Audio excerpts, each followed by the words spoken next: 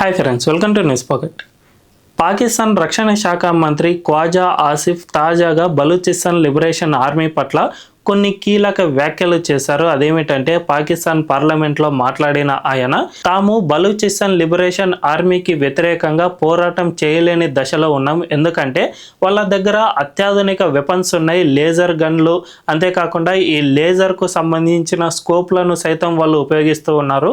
వాళ్ళు ఒక్కొక్క తుపాకీకి ఏకంగా 20 లక్షల విలువ చేసి మరి వాటిని కొంటూ ఉన్నారు. కాబట్టి అంత పెద్ద తుపాకుల ముందు పాకిస్తాన్ సైన్యం దగ్గర ఉన్న తుపాకులు నిలవలేకపోతూ ఉన్నాయి.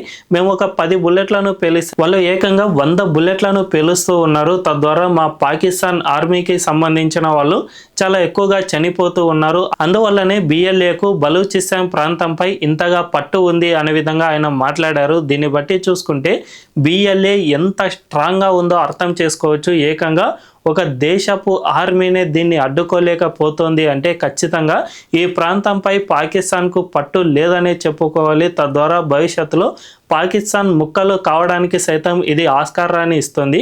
మరి నిజానికి బిఎల్ఏ లాంటి ఒక సంస్థకు అత్యాధునిక ఆయుధాలు ఏ విధంగా అందాయి, వీటిని ఎక్కడెక్కడి నుంచి సేకరిస్తోంది, భవిష్యత్తులో పాకిస్తాన్ పరిస్థితి ఏంటి అనే విషయాలను మనం ఈ వీడియోలో తెలుసుకుందాం. అంతకంటే ముందు ఈ వీడియోను లాస్ట్ వరకు చూడండి. ఇందులోని కంటెంట్ కనుక మీకు నచ్చినట్లయితే ఖచ్చితంగా మా ఛానల్ను సబ్స్క్రైబ్ చేసుకోండి, బెల్ ఐకాన్ క్లిక్ చేయడం అస్సలు మర్చిపోవద్దు. ఇక డీటెయిల్స్లోకి వెళ్తే, జనరల్గా ఎప్పుడైనా కానీ ఒక మిలిటెన్సీ సంస్థ దగ్గర ఇంత పెద్ద ఎత్తున ఆయుధాలు అందుతూ ఉన్నాయంటే ఖచ్చితంగా ఆ దేశానికి ఆ సంస్థపై పట్టు లేదనే చెప్పుకోవాలి. నిజానికి బలూచిస్తాన్ లిబరేషన్ ఆర్మీ విదేశాల నుంచి పెద్ద ఎత్తున ఆయుధ సేకరణ చేపడుతుంది. ముఖ్యంగా ఆఫ్ఘనిస్తాన్లోని తాలిబాన్ ప్రభుత్వం నుంచి ఈ ఆయుధ సేకరణను చాలా ఎక్కువగా చేపడుతుంది. ఎందుకంటే 2021లో అమెరికా సేనలు ఆఫ్ఘనిస్తాన్ను వదిలి వెళ్ళిపోయినప్పుడు అక్కడ పెద్ద ఎత్తున యుద్ధ ట్యాంకులతో పాటు అసాల్ట్ రైఫిల్స్ వీటన్నిటినీ సైతం వదిలిపెట్టి వెళ్ళిపోయారు. అమెరికా ఆయుధాలు అంటే చాలా హై టెక్నాలజీ అండ్ అత్యాధునిక ఆయుధాలే ఉంటాయి. కాబట్టి వీటన్నిటినీ తాలిబాన్లు సేకరించి తర్వాత మిలిటెన్సీ సంస్థలకు అందజేయడం మొదలుపెట్టాయి. తద్వారా ఈ బలూచిస్తాన్ లిబరేషన్ ఆర్మీకి సైతం ఈ ఆయుధాలు చేరాయనే చెప్పుకోవాలి. ముఖ్యంగా తాలిబాన్లు ఈ ఖైబర్ పఖ్తుంఖ్వా ప్రాంతాన్ని తమ దేశంలో భూభాగంగానే ఆఫ్ఘనిస్తాన్ చెప్పుకుంటుంది. వీళ్ళు డ్యూరన్ రేఖను ఎక్కడ సైతం సమర్థించడం లేదు. కాబట్టి వీళ్ళే ఈ బలూచిస్తాన్ లిబరేషన్ ఆర్మీకి సైతం పాకిస్తాన్కు వ్యతిరేకంగా పోరాటం చేయడానికి ఈ ఆయుధాలు అందించారా అనే అనుమానాలు వ్యక్తమవుతున్నాయి. అంతేకాకుండా పాకిస్తాన్ సరిహద్దు దేశమైన ఇరాన్తో సైతం ఈ పాకిస్తాన్ దేశానికి కొన్ని సరిహద్దు వివాదాలు ఉన్నాయి. కొన్నిసార్లు అయితే ఇరాన్కు పాకిస్తాన్కు మధ్య ఫైర్ ఎక్స్చేంజ్ సైతం జరుగుతుంది. కాబట్టి ఖచ్చితంగా పాకిస్తాన్ను నిర్వీర్యం చేయడం కోసం బిఎల్ఏకు ఇరాన్ సైతం ఆయుధాలను ఇస్తోంది అనే విధంగా గతంలో కొన్ని వార్తా కథనాలు సైతం వెల్లడించాయి. కాబట్టి ముఖ్యంగా ఈ అత్యాధునిక హై టెక్నాలజీ కొనుగోలుకు బిఎల్ఏ ఆర్మీ కీలక పాత్ర పోషిస్తుంది. వీటన్నిటిని కొనుగోలు చేసి పాకిస్తాన్కు చుక్కలు చూపిస్తుందని చెప్పుకోవాలి. రీసెంట్గా ఆ దేశంలో పెద్ద ఎత్తున కొన్ని ప్రాంతాలపై పూర్తి పట్టు సాధించే విధంగా బిఎల్ఏ దాడులు చేసింది. ఇందులో ఏకంగా 150 మందికి పైగా మరణించారు. ఇందులో ఎక్కువగా పాకిస్తాన్ పోలీసులు అండ్ ఆర్మీ దళాలే ఉండటం ఆ దేశాన్ని సైతం ఆశ్చర్యానికి గురి చేస్తుంది. ముఖ్యంగా పోలీస్ స్టేషన్లను క్యాప్చర్ చేయడం అంటే ఆ ప్రాంతంపై పట్టును సాధించడం అని చెప్పుకోవాలి. బలూచిస్తాన్ ప్రాంతంలో ఇప్పుడైతే పాకిస్తాన్కు ఎక్కడా కూడా పూర్తిగా పట్టు లేదనే మనం గుర్తించాల్సిన అవసరం ఉంది. ఇదే విషయాన్ని గతంలో మరో పార్లమెంటు సభ్యుడు ప్రస్తావించారు. బలూచిస్తాన్లో ఇప్పుడు పాకిస్తాన్ జాతీయ గీతాన్ని సైతం పాడటం లేదు. అక్కడి స్కూళ్లతో పాటు అనేక ప్రభుత్వ కార్యాలయాలు కూడా పాకిస్తాన్ చెప్పినట్లు వినడం లేదు. అక్కడ బిఎల్ఏ ఆర్మీ చెప్పినట్లే చాలామంది వింటూ ఉన్నారు. కాబట్టి మా ప్రభుత్వానికి అక్కడ మెల్లిమెల్లిగా పట్టు సడలుతోంది. ఈ విషయాన్ని ప్రధాని షాబాజ్ షరీఫ్ గుర్తుపెట్టుకోవాల్సిన అవసరం ఉంది. ఇది ఇలాగే కనుక కంటిన్యూ అయితే ఆ దేశం మన దేశం నుంచి ముక్కలైనా ఆశ్చర్యపోనక్కర్లేదని గతంలోనే ప్రకటన చేశారు. దీన్ని బట్టి చూసుకుంటే పాకిస్తాన్ దేశానికి ప్రస్తుతం బలూచిస్తాన్ ప్రాంతంపై ఎక్కడా కూడా పట్టు లేదనే చెప్పుకోవచ్చు. ముఖ్యంగా బలూచిస్తాన్లోని ప్రాంత ప్రజలు సైతం బిఎల్ఏ ఆర్మీకి సపోర్ట్ చేస్తున్నారే తప్ప పాకిస్తాన్కు ఎక్కడా కూడా సపోర్ట్ చేయడం లేదు.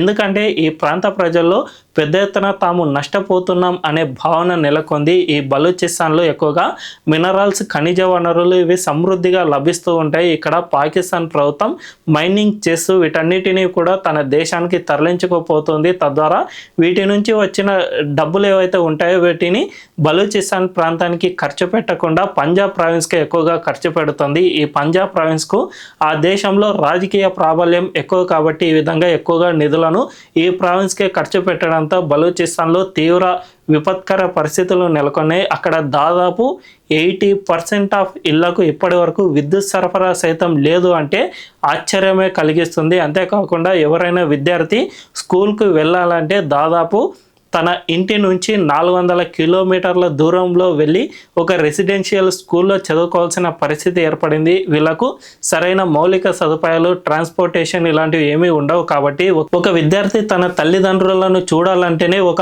6 నెలలకు లేదంటే సంవత్సరానికి ఒకసారి ఇంటికి వచ్చి వెళ్ళిపోవాల్సిన పరిస్థితి ఏర్పడుతుంది.